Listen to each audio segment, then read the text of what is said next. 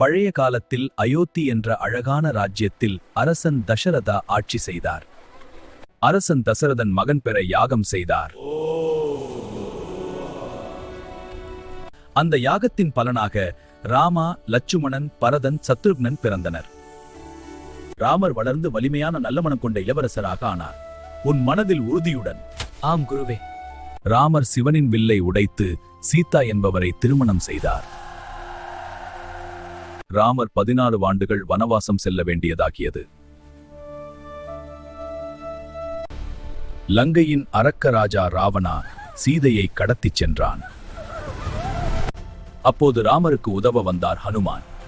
ஹனுமான், நீ வந்ததும் உதவி எங்களுக்கு தேவை.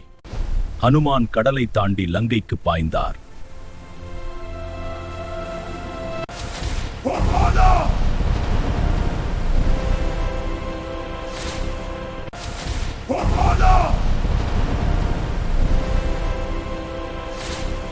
ராமர் சீதையுடன் அயோத்திக்கு திரும்பி அரசனாக ஆனார்.